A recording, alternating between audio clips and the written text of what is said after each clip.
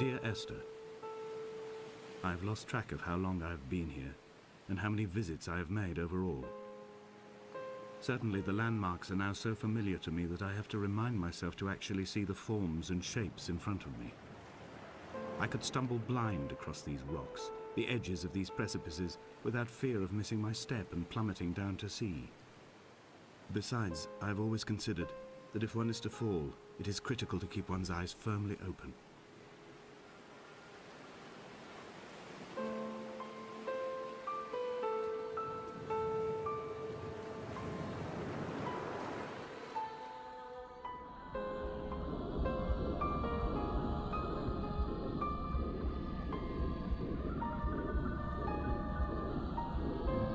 Come back.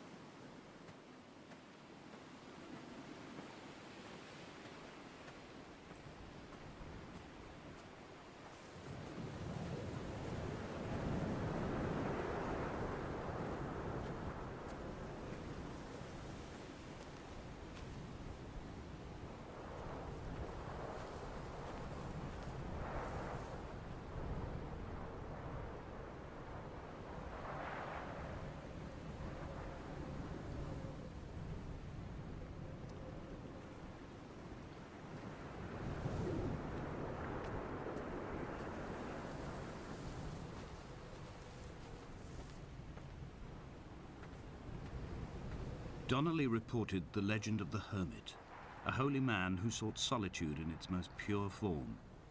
Allegedly, he rode here from the mainland in a boat without a bottom, so all the creatures of the sea could rise at night to converse with him. How disappointed he must have been with their chatter. Perhaps now, when all that haunts the ocean is the rubbish dumped from the tankers, he'd find more peace. They say he threw his arms wide in a valley on the south side, and the cliff opened up to provide him shelter. They say he died of fever 116 years later. The shepherds left gifts for him at the mouth of the cave, but Donnelly records they never claimed to have seen him. I have visited the cave and I have left my gifts, but like them, I appear to be an unworthy subject of his solitude.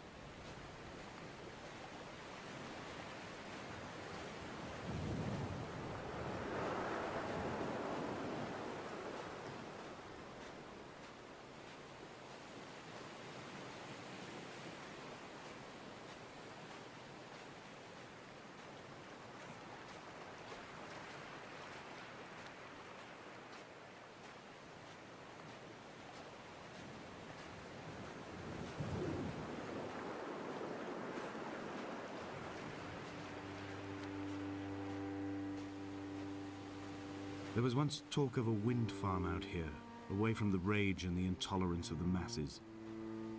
The sea, they said, is too rough for the turbines to stand. They clearly never came here to experience the becalming for themselves. Personally, I would have supported it. Turbines would be a fitting contemporary refuge for a hermit. The revolution and the permanence.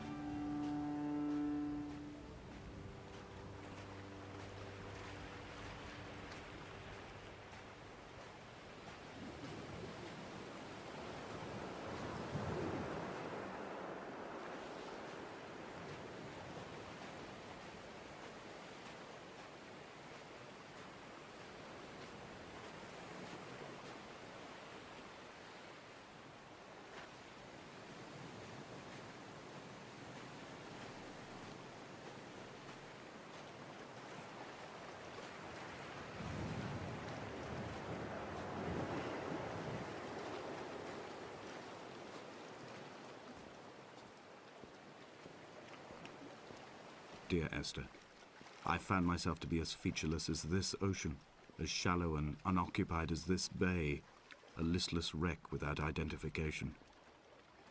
My rocks are these bones, and a careful fence to keep the precipice at bay.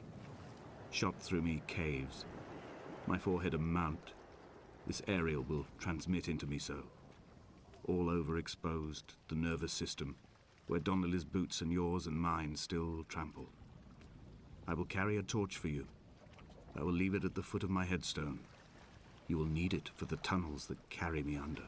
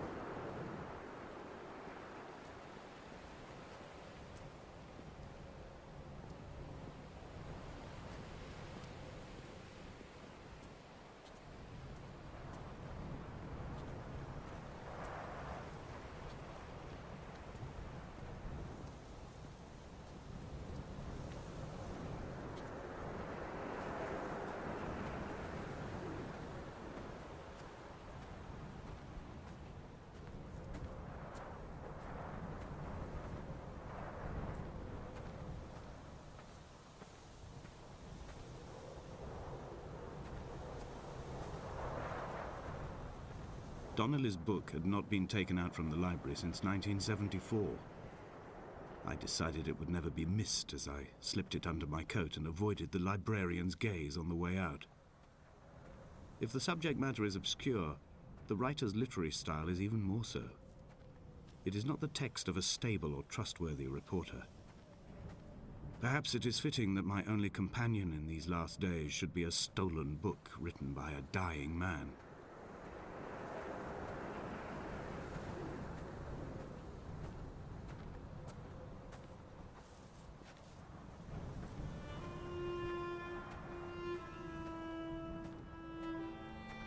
When someone had died or was dying, or was so ill they gave up what little hope they could sacrifice, they cut parallel lines into the cliff, exposing the white chalk beneath.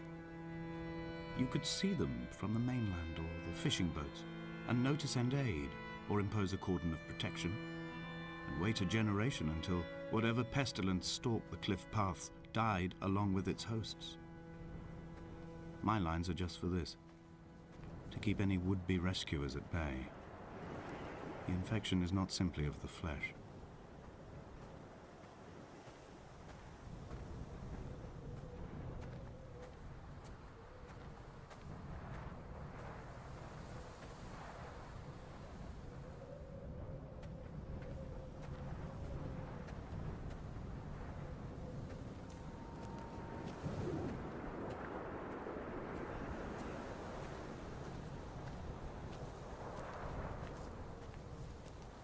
They were God-fearing people, those shepherds. There was no love in the relationship. Donnelly tells me that they had one Bible that was passed around in strict rotation. It was stolen by a visiting monk in 1776, 2 years before the island was abandoned altogether.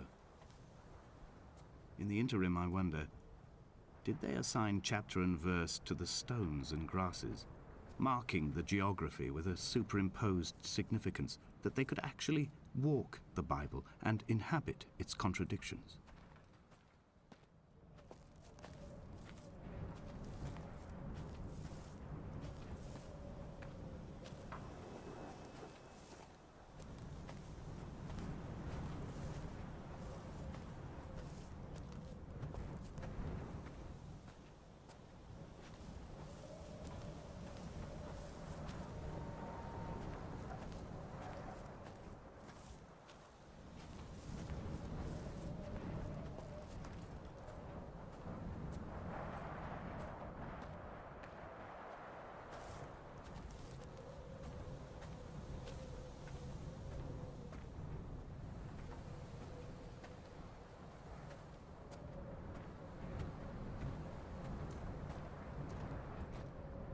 Dear Esther, I met Paul.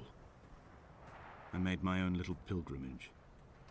My Damascus, a small semi-detached on the outskirts of Wolverhampton. We drank coffee in his kitchen and tried to connect to one another. Although he knew I hadn't come in search of an apology, reason or retribution, he still spiraled in panic, thrown high and lucid by his own dented bonnet. Responsibility had made him old. Like us, he'd already passed beyond any conceivable boundary of life.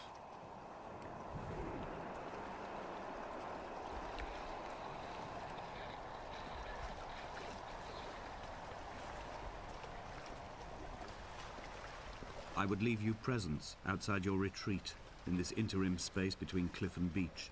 I would leave you loaves and fishes, but the fish stocks have been depleted and I've run out of bread.